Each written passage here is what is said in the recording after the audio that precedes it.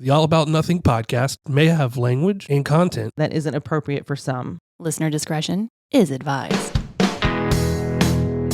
Welcome, Nothingers, to the All About Nothing podcast. This is episode number 249. I am Barrett Gruber, joined by Mr. Bill Frye. Welcome, Bill. Thank you. It's good to have you in the house again. Oh, yeah. Thanks for having me back. Every time we do one of these show openings, it's going to be different. Every single time. Please subscribe and share the show. That's how we get Please subscribe and share the show. That's how we get new listeners. Please also consider supporting the show financially by visiting theallaboutnothing.com and becoming an official member and proudly calling yourself a true nothinger. We'll have more details on that at the end of the show. If you can't do that, please give us a 5-star review, a like, and follow us across social media. You can find all of the links at theallaboutnothing.com. Also, check out ZJZ Designs, whether you're looking for the perfect graphic tee to show off your style or something unique to wear on any occasion. ZJZ Designs has you covered. From bold design prints to creative prints, they offer a range of apparel that's all about making a statement. And if you love standing out in a crowd, check out their collection today at zjzdesigns.com. Trust us, you won't want to miss what they have in store at ZJZ Designs, where fashion meets fun, no matter the season. There we go. We got through it. We did get through it. Let's see. You were here, a couple weeks ago? I think it's been 2 weeks. It's been 2 weeks. Yep. A lot continues to happen in the time that between you being here and the record, because we did have Brock on. Yeah. We did. So he announced that Katie Sackhoff is the first guest. That's right. He has already told me that he's got lots of announcements to come over the course of the next couple months before we get to Soda City Comic Con. You can check out details at sodacitycomiccon.com. You can go back to check out episode 47. 47, I think. Yeah, 247, where Brock also gave us some insight into everything that was the Coastal Comic Con and what Soda City Comic Con has got going on. He has given me some inside information that I can't talk about yet until they finalize, but it's... Do I know about this yet? Not yet. Oh, I don't... Okay, I don't even know about it. It's some pretty exciting stuff, especially with Katie Sackhoff coming. Yeah. So Okay. it'll be interesting to see what all comes out of that. You and I had a phone call yesterday where we things got a little heated about our belief in the approach to how the Democratic Party is not taking advantage of some of the messaging that the Republican Party has out right now, and we'll definitely talk about that here in a minute. But the thing that seems to be really occupying the news, and of course by the time this episode comes out, hoping, fingers crossed, that there's some investigations and maybe some criminal charges against some of the cabinet members and things like that. We don't have a group chat title, do we? If we were to have a group chat title, what would be the most appropriate name for a group chat title for, between you, me, Zach, maybe some of the candidates that we could potentially talk with? You put me on the spot, man. Well, I don't know. Nothing would be more defining than Houthi PC small group. Sure. That is the name of the small group on Signal app that was put together. I'm guessing it was done by Mike Waltz. That's what they're saying. I think Mike Waltz was the one that actually put together this group chat on the Signal app. And first of all, let me just tell you, Signal professes that their app is secure.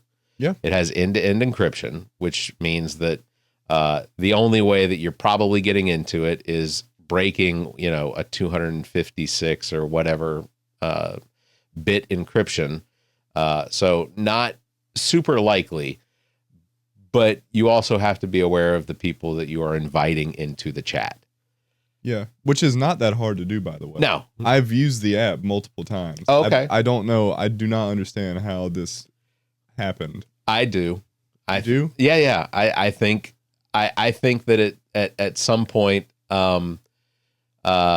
we started we have an administration that selected officials that are incompetent. Oh, that part of it. I think that's what happened. Sure. Okay. I'm with you there. But the actual how do you mess it up that bad? Oh, I don't understand. I think the incompetence plays into it. Well, okay. Yeah.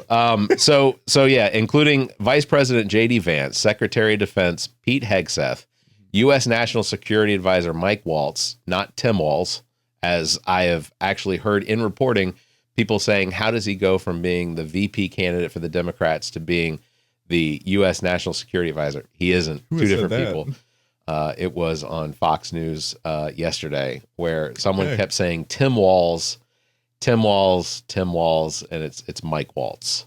They're spelled differently and everything. I mean, two completely different people. Tulsi Gabbard also in there.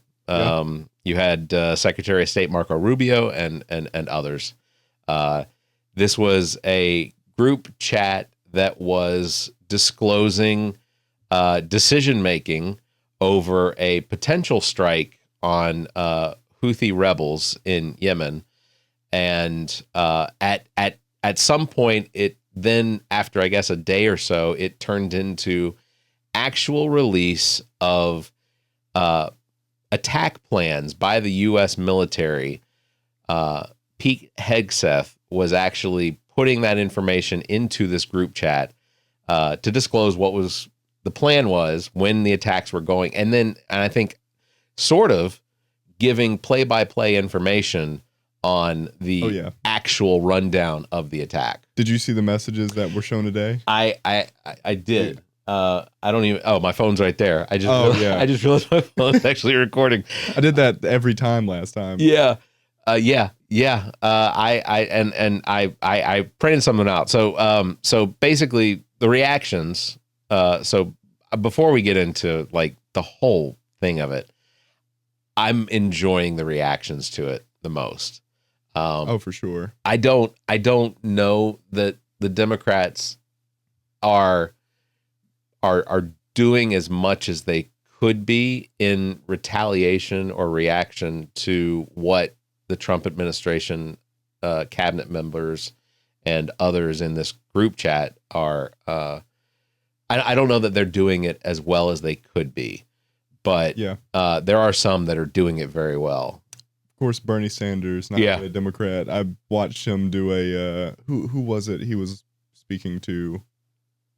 God, he did a good comeback part of it, but other than that, I have not heard anything. Yeah, I think Chuck Schumer said one thing, and I'm like, this is a pretty big embarrassment for an entire administration. Yeah, it's the fact that so Democrats aren't responding to it as well as I'd like to. I wish that they had the comedic timing that say a Jimmy Kimmel or a Stephen Colbert has. Mm-hmm. They have done it very well. But state-run media, so your Fox News and your Newsmax, that sort of thing, they are reporting on it in at least a couple different ways. Two in particular being that this isn't really that big a deal. Yeah, that seems to be their main go-to, is this really isn't that big a deal. And also what is seeming to be the reaction is that they are perfectly fine with the fact that they are going to continue to use Signal as one of their communication means. Which is also another issue with it not being... So like Signal, again, secure app, but also you need to have every message vetted. Yeah. You can't let the U.S. government officials use an app that we're using like that. You have to use a government specific thing. So in a normal situation where let's say the Secretary of Defense is receiving actual up-to-date strike information, that information would be specific to a SCIF, a secured information like block. Sure. And what that is an actual room where to enter into the room, you have to take off your watch and leave that. You have to leave your phone. There is no communication devices allowed into this room. And then the room is also built in such a way that it's almost a Faraday cage. Like information can't come out of it that isn't hardwired into it, as far as back and forth.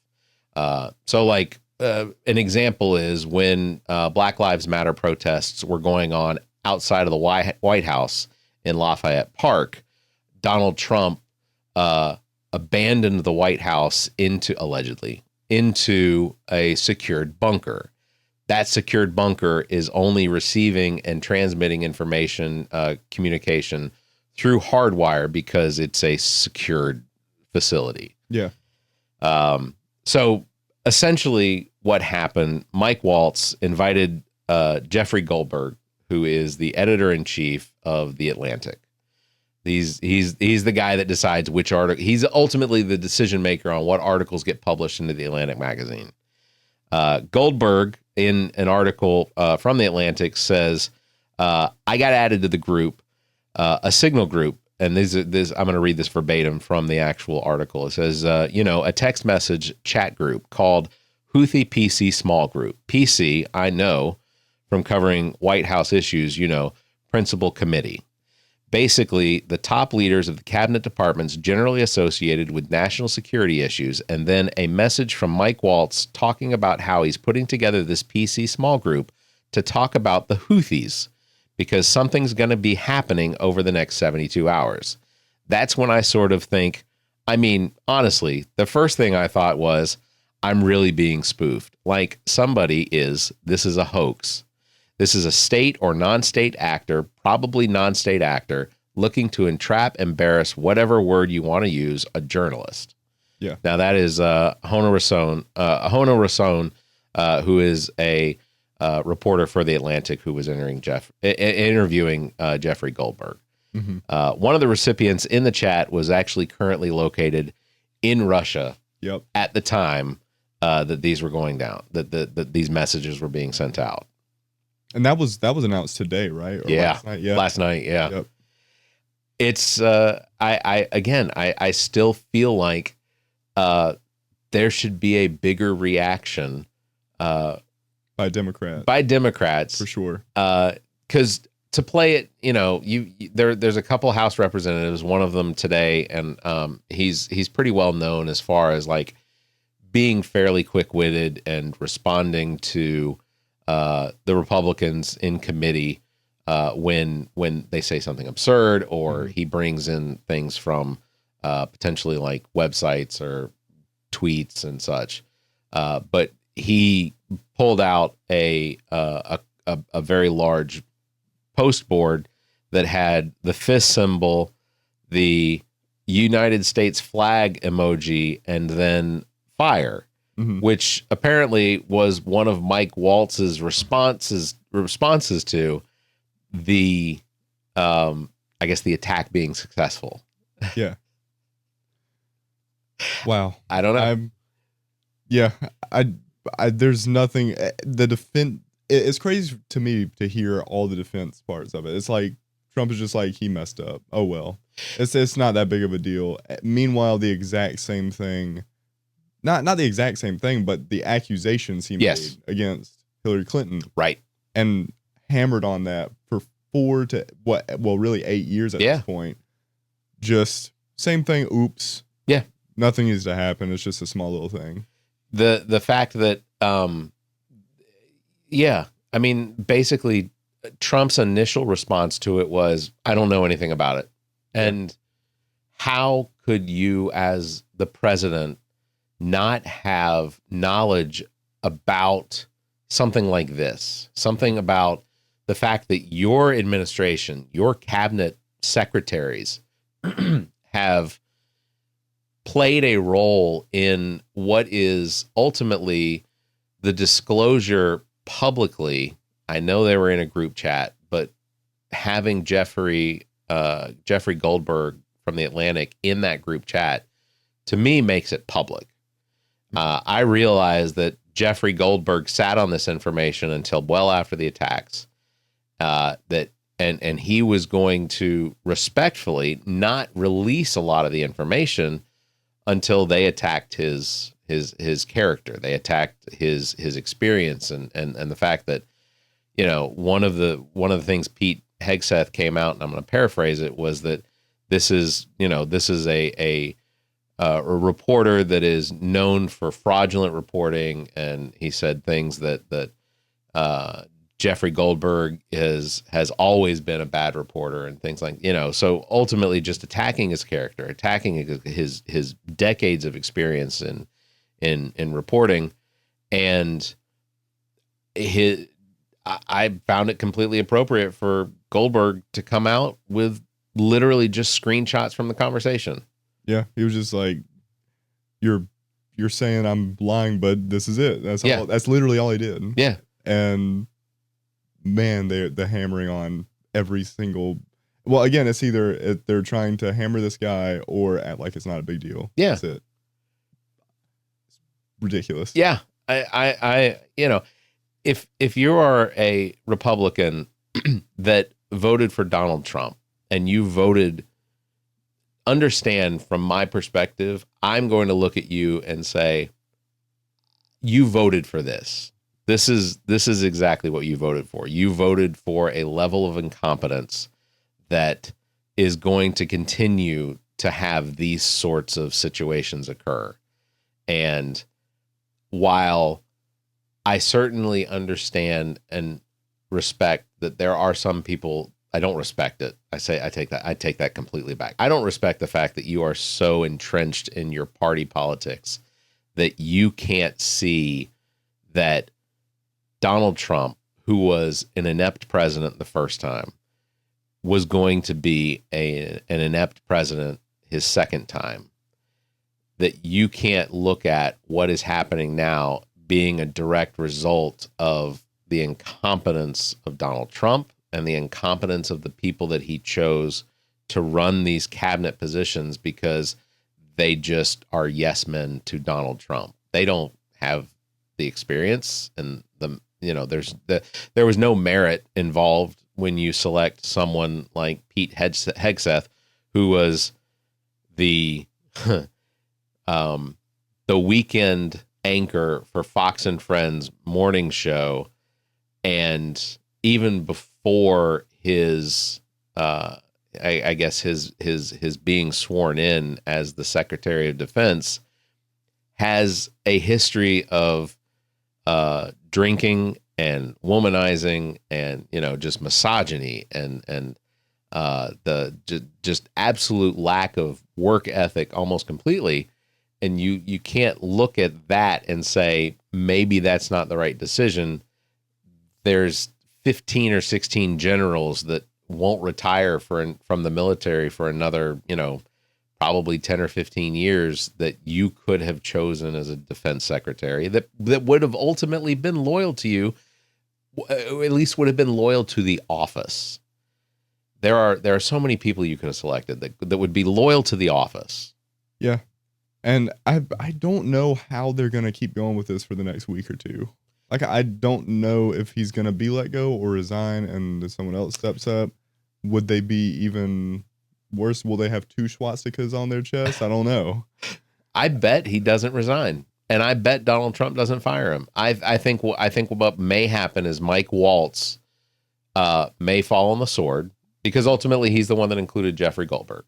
Sure. But I'm based on, so maybe it was Mike Waltz that started the group chat, and ultimately it was his decision to do this in an application that is not, again, end-to-end encryption is not the same as total security. Like I would never send my social security number from my iMessage account to somebody else's iMessage account, because despite its end-to-end encryption, it's not fail-safe.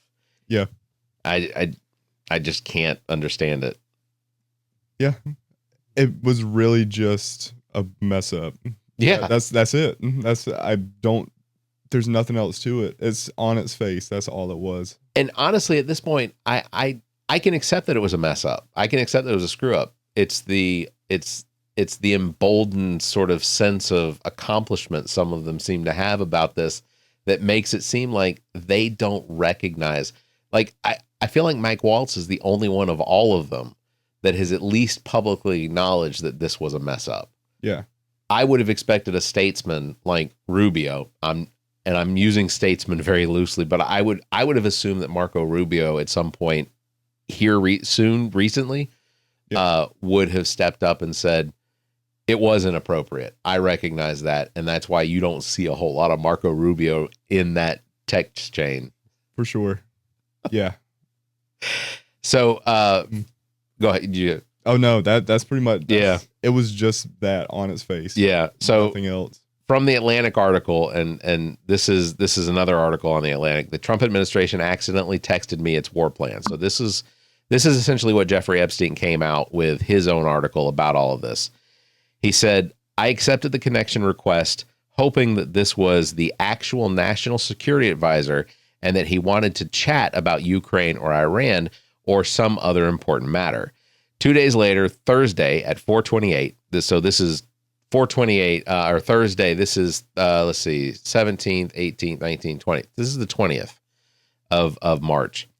He said, I received a notice that I was to be included in a Signal chat group. It was called the Houthi PC Small Group. A message to the group from Mike Waltz reads as follows: Team establishing a principal SIC group for coordination on Houthis, particularly over the next 72 hours. My deputy Alex Wong is pulling together a tiger team at deputy agency chief of staff level, following up on the meeting in the Situation Room this morning for action items, and will be sending out that later this evening. The message continued, please provide the best staff point of contact from your team for us to coordinate with over the next couple of days, over the weekend. Thanks. The terms Principals Committee generally refers to a group of senior most national security advisors and officials, including the Secretaries of Defense, State, and Treasury, as well as the Director of the CIA. It should go without saying, but I'll say it anyway, that I had no intention of being involved in this. So I bet. What is, if you were to, let's say as a, let's say you were just walking the streets and the reporter were to ask you your reaction to all of this based on your knowledge, what would you say to that reporter?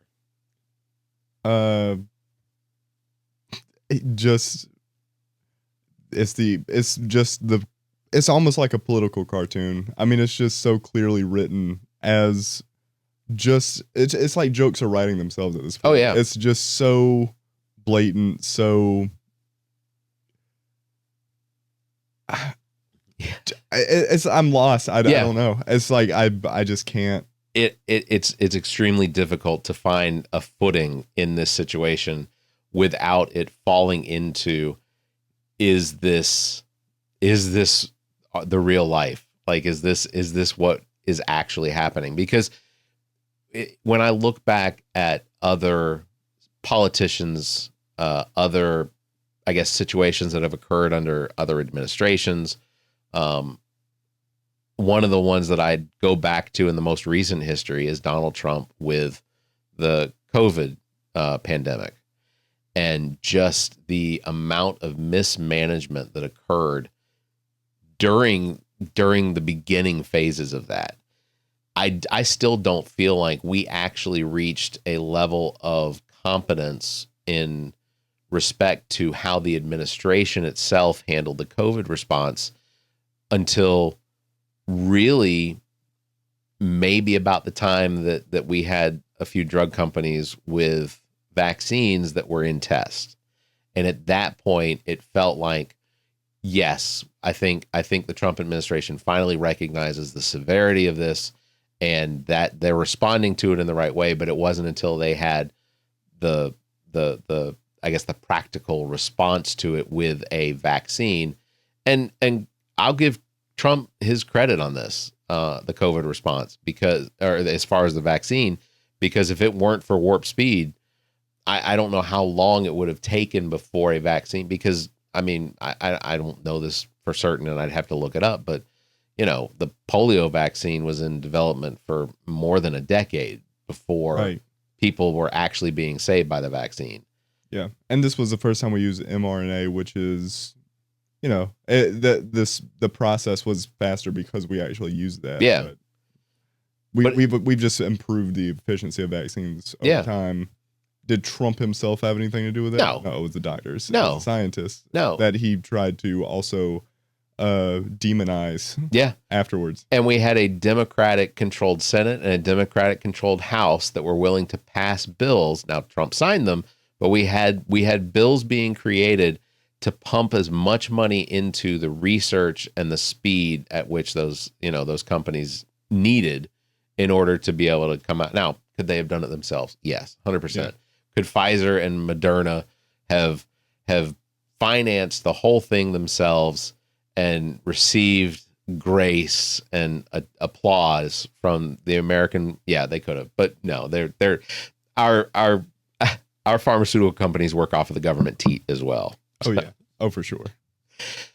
So our conversation yesterday, it gets me really frustrated when I start to think about how poorly the Democratic Party is communicating its message with the voters and how the Democrats historically, at least over the course of the last 40 years, have been the party that has been the one that has been more financially responsible. We have seen balanced budgets and even more trimline budgets.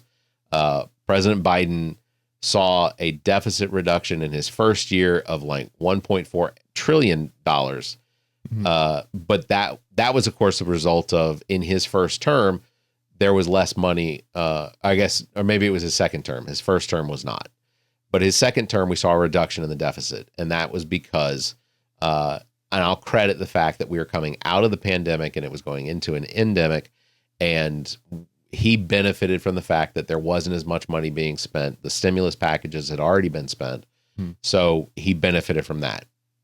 The third year of his term, we saw that deficit go down again. And then in the fourth year, we saw again the deficit drop. Democrats typically come in and clean up the mess that Republicans create. I look at George W. Bush and Barack Obama. I think that's one of the best examples, and that's because under George W. Bush, we saw a Republican Congress allow for the reduction in regulations against the baking industry that allowed for these hyper crazy mortgage sells. Basically, people were buying houses that couldn't afford them. Yeah. And while that's great for the housing market, it is not great when it comes time for people to actually pay for their homes. If they can't afford, because the interest rates start to creep up and they can't afford their mortgage payments, then you have people not paying for their homes. Those homes go into foreclosure. People wind up losing their homes to foreclosure, and the banks don't have any real interest in holding on to these homes, so their values drop.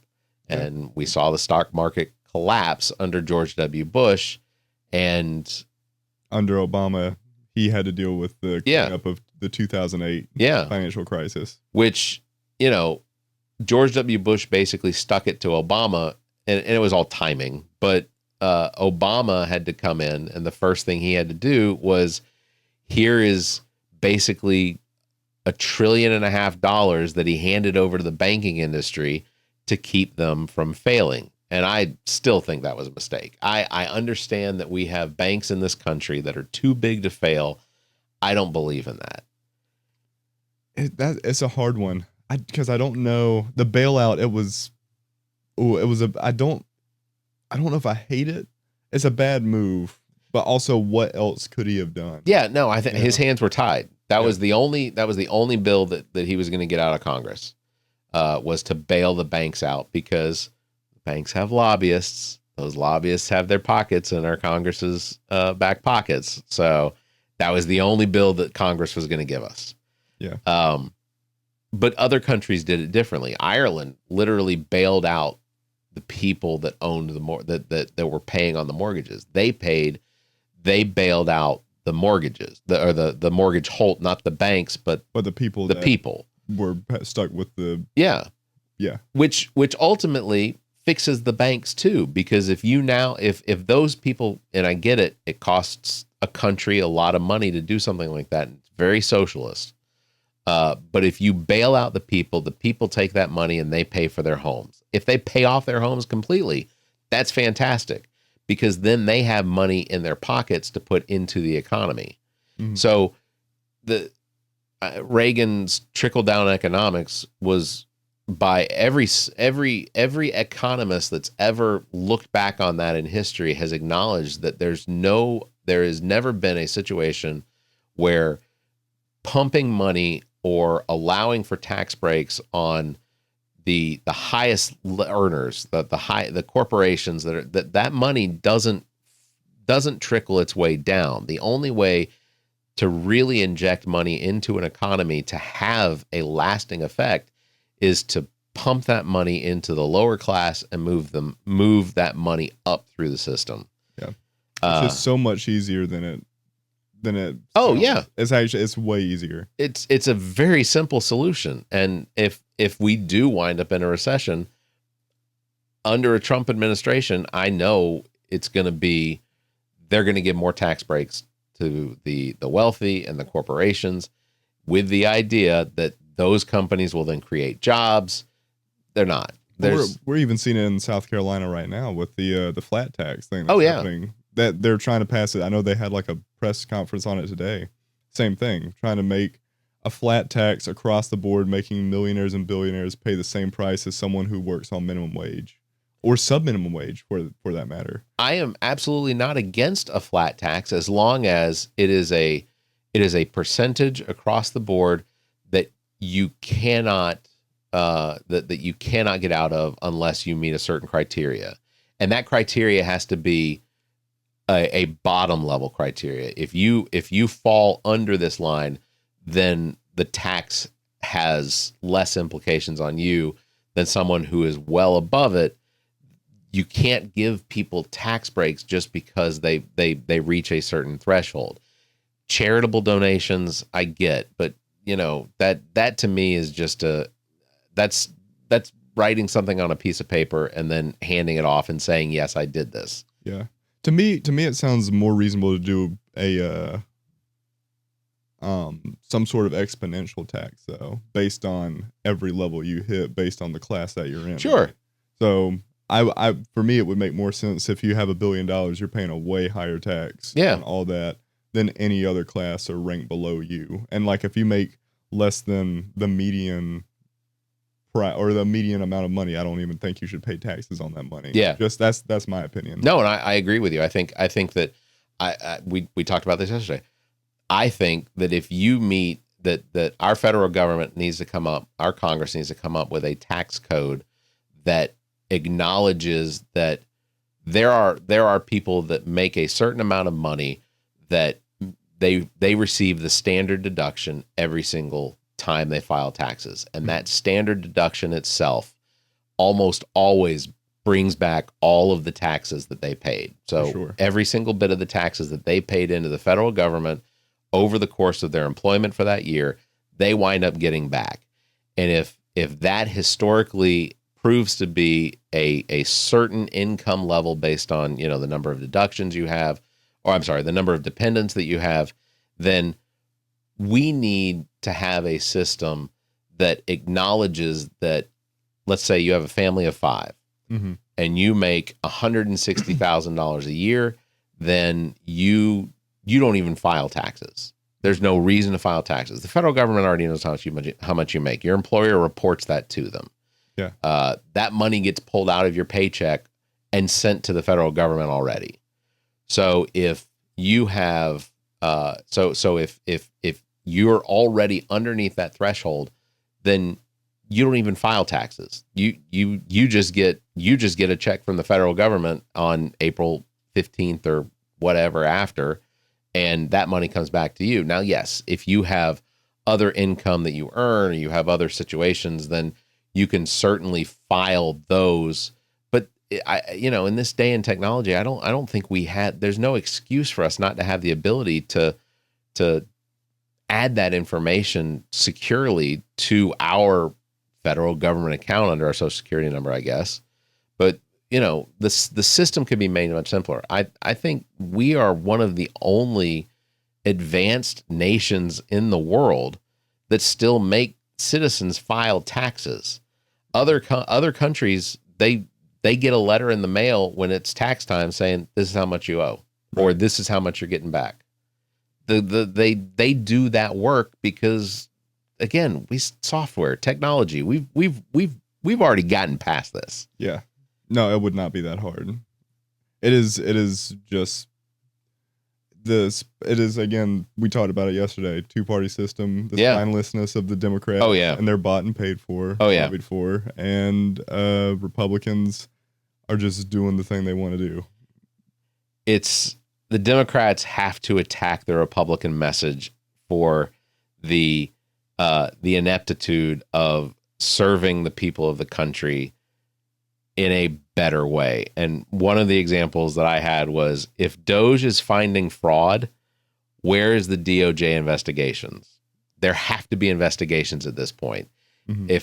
If Elon Musk and his team at Doge are going in and actually finding legitimate fraud is criminal. Criminal fraud has to be prosecuted.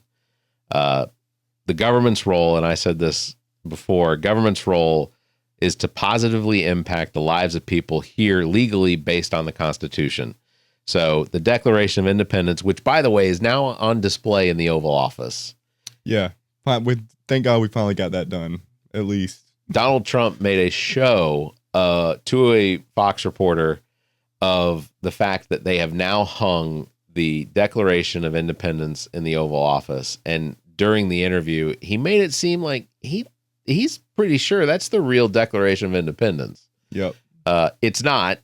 That will never come out of the National Archives. It's not even on display in the Smithsonian. Mm-hmm. It is not there. We have the Declaration of Independence and the Bill of Rights and the Constitution. Like, they are on display. It's not the real ones. Those are not real. Yeah. Because if they were to display the real ones, regardless of all of the technology that we have to protect them from the environment, whether it's UV light, dust, air, it wouldn't make any difference. They would deteriorate. It's on parchment, and but under the Declaration of Independence, which is literally hanging in the Oval Office, which I don't believe Donald Trump has read, we all have, as citizens of the United States, as legally being here in the United States as citizens or asylum seekers, whether you're here on a visa, we all have the right to life, liberty, and the pursuit of happiness. And I think that is fundamentally the only thing that our federal government should be concentrating on. Yeah. Everything that comes in under those three basic privileges of being in the United States, everything should fall under that. Life could include security, so defense, and health. So we have the life. So we have the right to life. So we have the right. I break it down into these things, and this is what Democrats need to focus on: is how they are going to protect our lives, our health, our security. How are they going to protect our financial stability? Our ability to have good paying jobs that are going to securely and progressively move into the future. That should be part of the Democrats' message. And it's such an easy message. Yeah. It's right there. They keep saying we don't have a message. They 100% Democrats have a message, but a lot of them are not saying it, again, because they're bought, paid for, and lobbied. And it feels like all hope is lost a lot of the time. Another one of the things I do want to attack about the federal government, specifically with their attack, Trump's administration's attack on the Department of Education. These are the things that the federal government actually has for the Department of Education. These are the things that they actually provide. So the Department of Education at a federal level sets educational policy. So the Education Department helps shape national education policies and guidelines through individual states, and school districts maintain control over curriculum and teaching methods. Mm-hmm. The federal government has no impact on curriculum, ever. Doesn't. The states make that decision, and then those decisions filter down to actual individual decisions, even down to your teachers. So the federal government doesn't play a role in that. That's too big of a thing. Distributing federal funds. So it manages federal financial aid programs like the Pell Grants and student loans, funds K-12 and higher education initiatives, and supports special education programs. So they take care of the funding that all of the public school education programs have across the country. Enforcing civil rights laws, which, the Trump administration has definitely said that they have a vested interest in trying to eliminate. So the Education Department ensures compliance with federal anti-discrimination laws in schools and institutions receiving federal funds, such as Title IX and IDEA, Individuals with Disabilities Education Act. They are also responsible for collecting and analyzing data. It conducts research and gathers education-related statistics through agencies like the NCES, which is the National Centers for Education Statistics, to guide policies and improvements efforts. And then lastly, the last thing that federal government's Department of Education is in charge of is supporting schools and teachers. So they provide resource, grants, professional development opportunities, and help schools and educators improve teaching qualities and student outcomes. Mm-hmm. That is it. The biggest thing is that the Department of Education creates and enforces a level playing field for every student in the country, regardless of how it is that they learn. That has to be taken into account. Things like making sure that if a student has any sort of special requirements, those schools have the funding to be able to provide that level of education for students. Yeah. Whether it's your children or my children or whomever, it is to create a balanced and level playing field for students. That is all they do, which primarily is around the money. Yeah, Pell Grants. I mean, again, like if you're a Republican and you have grandchildren or children even, or you're a Republican and you're going to college, you could not, I personally could not have made it throughout college any time without a Pell Grant. Yeah. I had to have it through my entire, really 4.5 years. Yeah. 4.5 years at USC. I literally could not have made it without it. And that is money Pell Grant is money you don't have to pay back. Yeah, you get it from the federal government. Yeah, it's not a loan, it's a grant. Yeah. Do you meet the requirements, and they say, we're going to help you through college. Yeah. And they do. It doesn't pay for all of it. No, it does not pay for all of it. No. It's not a That's why scholarships are also very important. Yeah. Also, PSA, if you're watching this right now and you're thinking, I'd really like to go to school, I'm really hoping there's going to be a Pell Grant, definitely take advantage of the Pell Grant if you can, if it's there. Also, corporate scholarships. Yeah. Every year, you can go to any public library and find a book about this thick that has literally every single corporate scholarship that is available for that year. And sometimes it's as simple as just writing a 5-paragraph essay to a company that has money set aside through charitable donation. They have this money set up in their budget to give away this money. And all you have to do is just you have to do a 5-paragraph essay, send it to them. Granted, it might only be $200. It may be $500. It may be more. It builds up for sure. Yeah. That's what I did my entire last semester. Yeah, it was, I got Pell. I was doing another half semester, so it was like over what I had, so I couldn't receive life. Right. It's up after 4 years. And then you get, I don't know if I can be talking about all the things I got, but essentially, I was like, oh no, without scholarships and stuff, I'm going to be out, which I was already applying for scholarships, doing stuff. And two or I think it was literally 2 of them was all I needed. Yeah. To like just push me over. And it's so easy to apply. At USC, there's a website, an email that goes out every semester, and there's like, perfect. Here's a whole list of things. Apply for everything you can. Yeah. And I would apply for like 15. I did 80. I would mail out 80 essay. I would find 80 different corporate scholarships that looked like the type that would probably receive the least response. Yeah. And I'd do to the ones that had a lower return as far as the value of the scholarship. So some of them were 150, some of them were like 350. I think the biggest one I did was like a 750. Yeah. But I would search in that range, and then I would find the ones that either had a high number of applicant acceptance and reward, or I would find the ones that were the least likely to get a high number of applicants to apply for them. Yeah. And because I no longer had life scholarship, I would do that, and over the course of the 80 some odd applications and essays I sent out, I'd get responses from like 12 of them. I would get acceptance and rewarded from like 12 of them.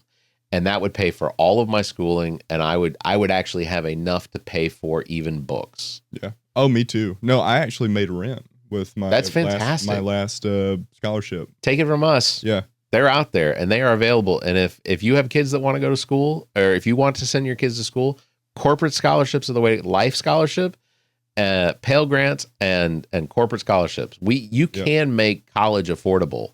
Yeah. You absolutely can. It really helps with it, though. Yeah. To be very clear, for me, it helped a lot. So I did ask ChatGPT what were the messaging, what were a few of the actual messaging that Democrats needed to focus on in order to really cat wrangling, to really bring in Republicans or independents in 2026 so that we can flip Congress or get better representation in Congress. So it's not just necessarily about just voting for Democrats, because that's not what it is. I maintain that Democrats in my generation are better at governing, in my opinion, based on the fact that they do typically do better with budgets, they do better with social issues, they do better with the economy. But I also recognize that being hardline to a specific party, especially recognizing things like Schumer, Nancy Pelosi, even the fact two of the biggest leaders, but two of the oldest leaders, and two of the Democratic leaders that have even acknowledged Nancy Pelosi stepping down away from the leadership position, but then running again for her seat. Yeah. Schumer being the minority leader for the Democrats now for the last several Congresses where the Democrats haven't held on, when they were in the minority. Chuck Schumer to me is the most wishy-washy Democrat, the most likely to comply. Oh, 100%. He's play Lindsey ball. Graham now. Yeah. Chuck Schumer. So it's not, I recognize that there are Democrats that are not going to enforce or work towards creating a government that allows for Americans to have a pursuit of happiness, life, and liberty. They just aren't going to, because they are so part of the status quo. So the first message is that Democrats really need to get better about defending democracy and the rule of law. Yeah. That is something. So emphasizing the importance of free and fair elections, voting rights, and the peaceful transfer of power. That's the first point in that one. And I acknowledge that I think that sometimes the messaging with Democrats is not correct when it comes to elections. Free and fair elections doesn't necessarily mean that anybody can just vote. You have to be a citizen in this country. I acknowledge that. I don't think there's anyone that would say that they don't. Fortunately, throughout the course of the history of elections in the United States, the only people that vote in elections are citizens. We have safety, we have security measures in place to make sure that the people that are voting in these elections are legitimate. And having been a poll worker, I know this to be a fact because I have had to look at people's driver's licenses. I've had to look at their military IDs. I've had to look at their passports. I have had to ask them, can you repeat your address? Can you verbally give me your address? Okay, yes. And then them signing the oath basically stating that they acknowledge that at this point they are fully responsible for their vote. We do this as poll workers. We maintain that security. And I get offended when people talk about secure elections because I know that I have worked through tens of thousands of people that are voting, that me and the staff that worked under me made sure that every one of those people was voting, and that if there was any argument, there is a system in place for people to say, no, I'm supposed to vote. I'm supposed to vote here.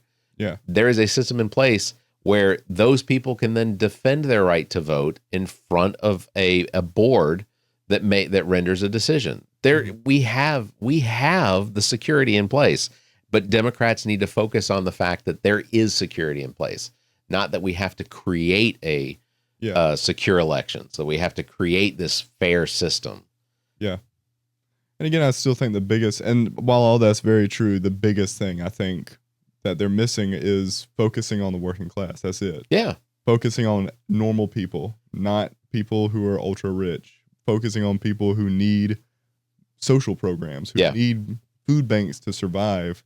Out in Colombia, there's people sleeping on the streets. Where in America, there is absolutely no reason. Oh yeah, for the richest country in the world to have people sleeping on the streets. So that was the second point, was the economic fairness and opportunity. So we have to frame Democrats as the party fighting for the working class and the middle class Americans, not corporate interests. Highlight efforts to lower costs. That's healthcare, prescription drugs, housing, and raise wages. Contrast Democratic policies like infrastructure, investment, jobs creation, and tax fairness with Republican policies that benefit the ultra wealthy. Just like you said, I've literally had this conversation now twice today about homelessness.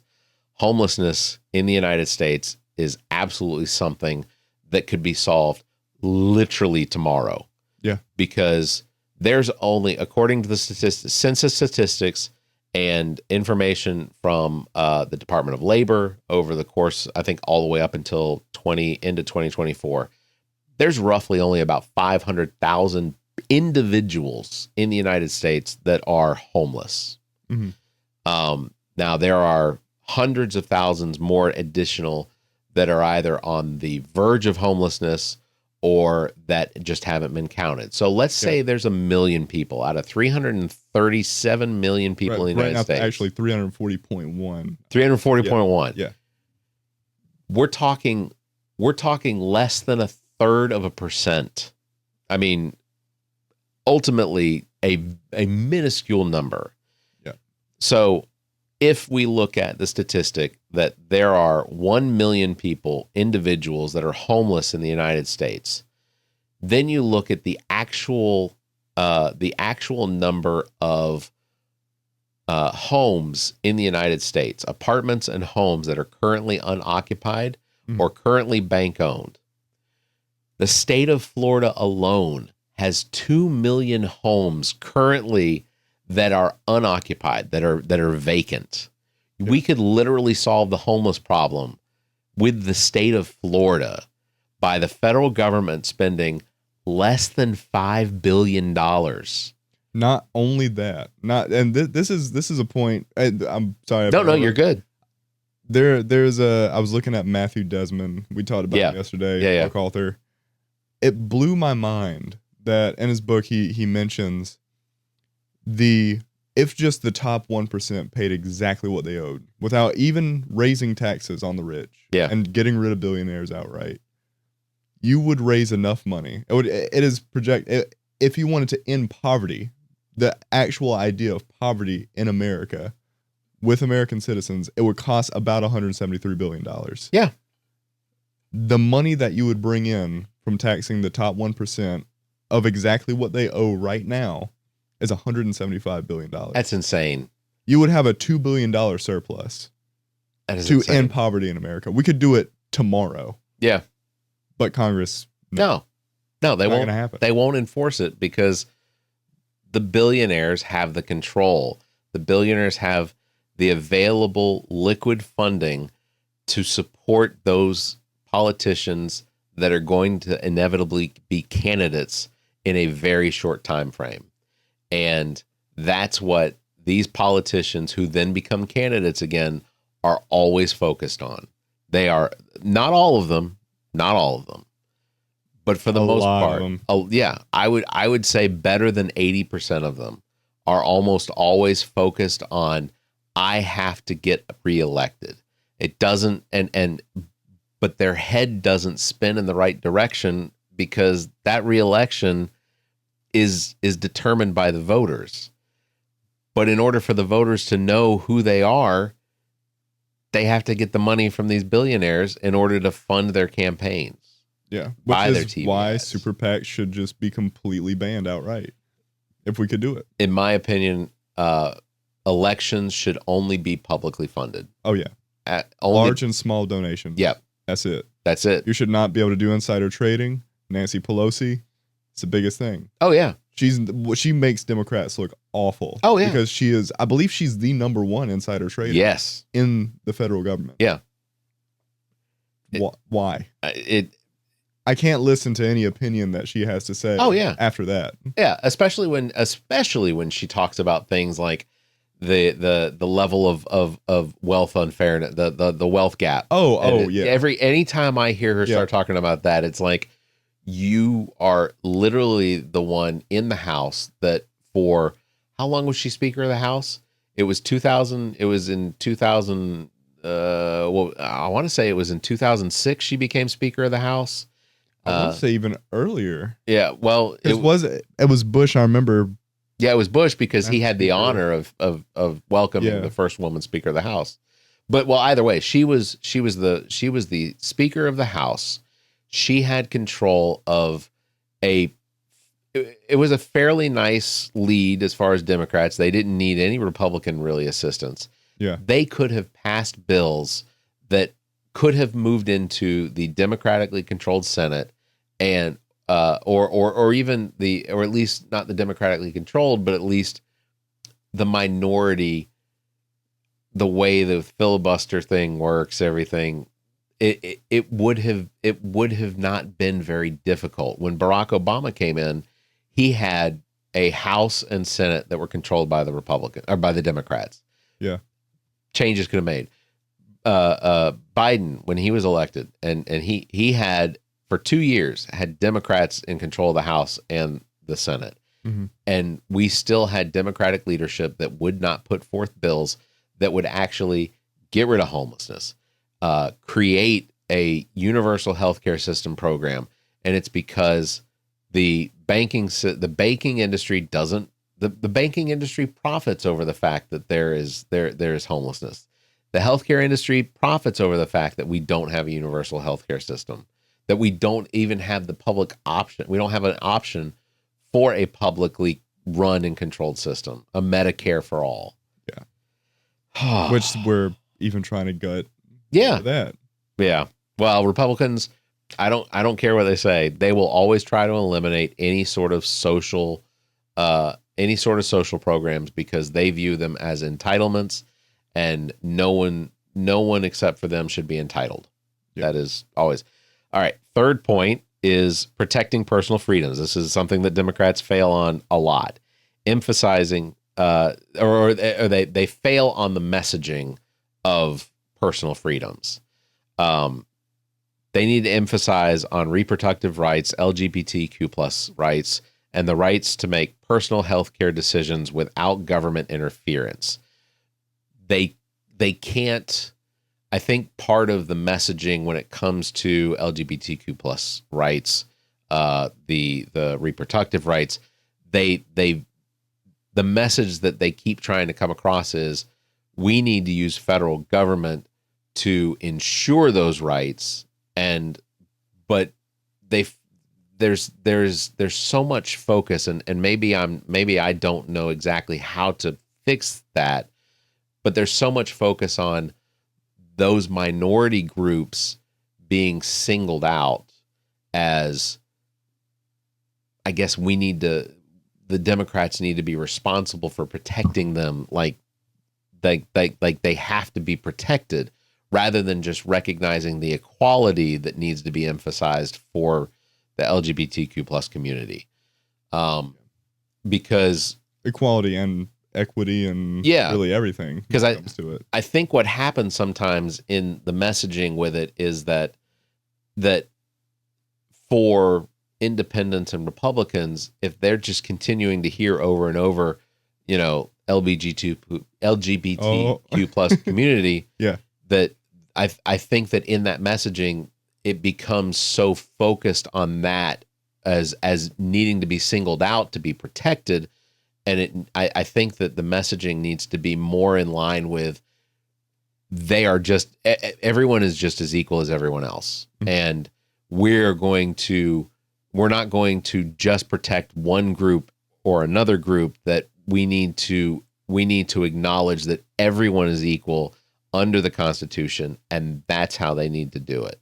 Exactly. Which is, again, a little bit why, from what I've seen more so from the right, is that they're trying to create sort of this illusion of this culture war and stuff. Well, in reality, we're fighting this class war. Yeah. That is, we have to all be together and stand together and say we're all created equal. Black and white does not matter. It does not matter. Yeah. It is, we are doing this for the embetterment of every human in America. And it is, they have not gotten that message across. No, they just have not done it. We gotta frame is, again, easy. Yeah, we gotta frame the I keep saying we Democrats need to frame the Republicans as the party of government overreach, banning books, restricting speech, and limiting freedoms. They need to position themselves as the defender of all personal liberty and bodily autonomy. Yeah. So that's point 3. All right, point 4, competence and governance. So contrast democratic governance, steady leadership, economic growth, and global alliances with Republican chaos and extremism. Like, you have to go after that. Yeah. Have to go after that. Just again, is just the smallest example of the signal leak. We have not seen it. We have not seen it. Point to real accomplishments, infrastructure investments, lowering prescription drug costs, and expanding broadband access. Highlight how Democrats prioritize problem solving while Republicans focus on culture wars and division. Oh, well, there you go. So already had it down in there. Yep. Number 5, public safety and gun reform. So this is one where Republicans generally, generally misunderstand the intention of Democrats, and a lot of it's because of how Republicans misguide their party in what it is that Democrats want. Mm-hmm. So I am a gun owner. I am a legal I am a legal gun owner. I am a responsible gun owner. I have a concealed weapons permit. I have gone through training. I have used my own time and money to practice in responsible gun ownership and usage. Mm-hmm. I fully believe in the rights of individuals in the United States to own and bear arms, even though I certainly believe that Second Amendment needs some updating. But sure. Democrats need to call out Republicans' inaction on gun violence while pushing for common sense reforms like universal background checks and red flag laws. Which is not that crazy of a thing. Every time I hear the people talking about banning assault weapons, they never hammer home the fact. They always say, like, oh, the government tyranny. They're going to go after me. Yet they support the military, which could blow up their house from across the country. Yeah. I'm not saying not to support the military, but also that is such a fallacy to believe. Oh yeah, those two things exist, and because you think that, we need to have AK-47s and AR-15s in America. Yeah. We saw after we had a law that banned it. It dropped. Oh yeah. Shootings in America. Oh yeah. Once the law sunset, it shot up and has not slowed down. Yeah. That was in 1993, Clinton signed the assault weapons ban, which ultimately did two pretty serious things that were serious accomplishments. One of them being that the assault weapons ban no longer allowed the import of assault rifles from outside of the United States. So we did not see any of these Ukrainian post-Soviet Union states importing their Kalashnikovs, their AK-47s into the United States. That stopped for a full 10 years.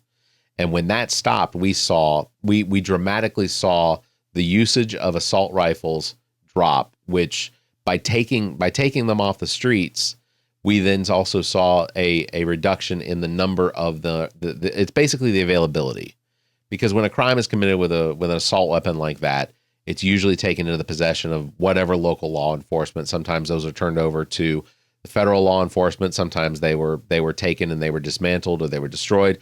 But one of the things that stopped happening was during that time period, sheriff's departments, local law enforcement weren't allowed to take weapons that had been seized in crimes after those crimes have been adjudicated. In a lot of situations, the local law enforcement was allowed to take those firearms and sell them back to the public for a profit or revenue for the local. That stopped. Yeah. That came to an end. And so there were fewer guns on the street. It wasn't just assault weapons. We saw handguns that were no longer being reintroduced to the public through local law enforcement sales for revenue. Also, federal government under that assault ban also funded local law enforcement better. Like, all of these things happened out of this one bill that was generally seen as a good thing. There were Republicans that supported it. Yeah.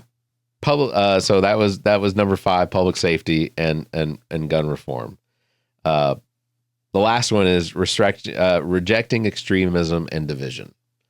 And I find that this one's a little difficult to do because it's hard to reject extremism without creating division. Mm-hmm. So it says that the Democrats need to frame the current GOP leadership as too extreme and out of touch with mainstream America. I don't think that's too difficult. Yeah. I don't know. That is a trickier one. The only reason I say I don't think that's too difficult is because I think they also need to look at the Democrats and Republicans that are currently in leadership as being too. When I say like Chuck Schumer's extremism, I don't mean like he's too far to the left. Yeah. I think it's it may be the lack of maybe I'm looking at it different, but Chuck Schumer's will. I don't know how to look at that because I see him as such a moderate. I don't see him as moderate. I see him as Really? someone that is. Oh no, yes. I mean, as far as his politics goes, he is willing to cross that line at the cost of the cost of America. Yeah. But he is. I think for me, it's too extreme to be willing to not fight for the ideals of the party that you're representing. Like, I see that as such a lack of responsibility or lack of in holding to the responsibilities you have as a leader in the Democratic Party as being extreme. Like it's just he's too willing to jump ship. I mean, look at this continuing resolution we just had. That they absolutely could have, and I granted, I think it's a bad thing to have the federal government shut down. I recognize that is not good. Yeah. But there's no reason why the Democrats can't be louder about, hey, we got this continuing resolution that needs to be voted on. Let's make this something that the Democrats would be willing to vote for. Yeah. Oh, and that's all it ever was. Yeah. You could have gone back and they could have fixed it, and they would have had, again, the government would have shut down. I mean, there's been worse that's happened. It shut down, over 40 days? Yeah, with Trump. Around last time, I'm like, just do it. Yeah.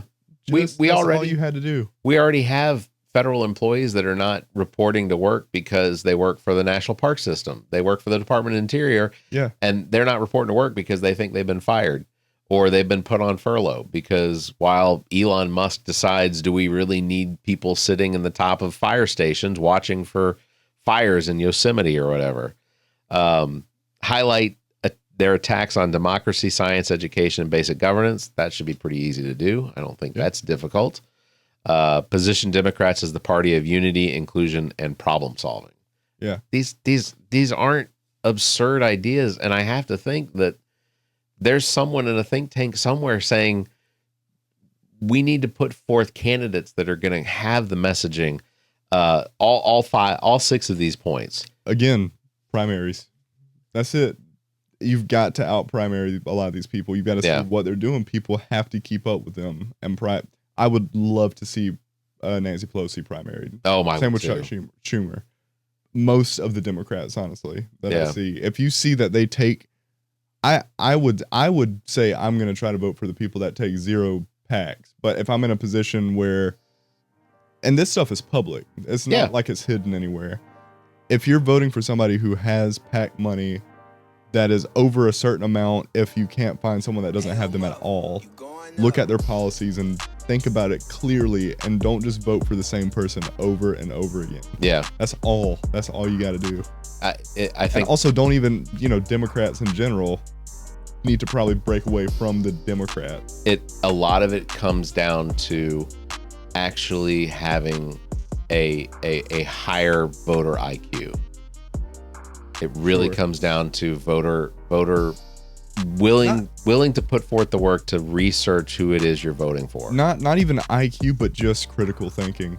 Well, yeah. Yeah, well, sure. Yeah. Sure. The square plug does not fit in the round hole. Yes. And a lot of these politicians are already that square plug trying to fit themselves into the round hole, and they don't fit, but we're still voting for them. Yeah. I think that's one of the biggest takeaways in this. Yep. You got any other thoughts you want to express before we wrap it up? So many, but we'll save it for another time. I see we're running over. Well, I think on that bombshell, then we'll go ahead and end it. But I'm hoping that you all, listening, viewing this, you take in this as the ideas of 2 people that are probably not going to run for office this next time around, but would really like for us to see people run that meet that mold. Oh, did get notification. David Robinson is planning on running again for 2nd Congressional District. And I think ultimately, I think that is one of the things, and I'll just say this to wrap this up, but I think that's one of the things that we have to see from good candidates. And I think David Robinson II is a good candidate. And I think that he would be a good representation for the 2nd Congressional District here in South Carolina. So we'll have him back on the show to discuss his campaign, and I plan on participating in his campaign as far as working with his campaign this time around. Okay. But because ultimately I think that it's never going to be accomplished. It's rarely going to be accomplished the first time. It really takes consistent running of candidates in order to start breaking down that wall. And I think David Robinson II is going to be I think he has passion, and he's got a message, and ultimately, hopefully with influence from, people like you and me, we can help him to get that message out.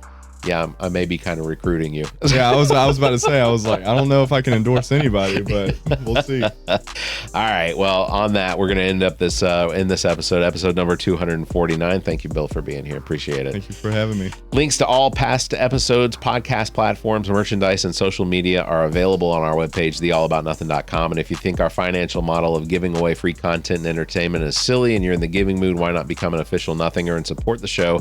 Members get early access to this episode as well as exclusive content. Visitors can head over to members.theallaboutnothing.com, or you can find a link to on our webpage. You can also give a one-time donation through the same link. If you'd like to be a part of the show, you can call and leave us a message, 803-672-0533. You can email the show at theallaboutnothing.com, or you can join our Discord server. There are links found on our webpage. Thank you very much, everybody, for listening. You all stay safe, be kind, and keep your hands to yourself. The All About Nothing podcast is a product of Big Media and produced and engineered by me, Barrett Gruber. Thanks to Cake for our intro music, Sick of You. You can follow Everything Cake the band at cakemusic.com. Thanks to Muff the producer for our outro music. You can follow Muff on Instagram at Muff the producer. You can follow me across social media by visiting Linktree/Barrett Gruber. And you can follow Zach King on Linktree/AAN Zach. Want to support the show? Visit our webpage, theallaboutnothing.com, and become a member. There are several tiers available that give you early access to episodes as well as exclusive content. To find links to our social media, podcast platforms, and merchandise to support the show, as well as past episodes, visit theallaboutnothing.com. If you'd like to be a part of the show, you can email the show at theallaboutnothing.com, or you can call our number and leave a message. Dial 803-672-0533. If the time between these episodes is more than you can handle, check out our sister shows. What the Pod Was That with Carrie, Zach, and myself. Welcome to Wonderland with Ami. Politically Speaking with Erica,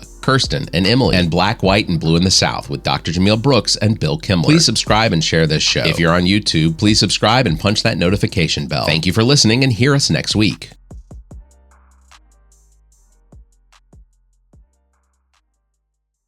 The preceding podcast is a product of Big Media, LLC, and is copyright 2025, all rights reserved.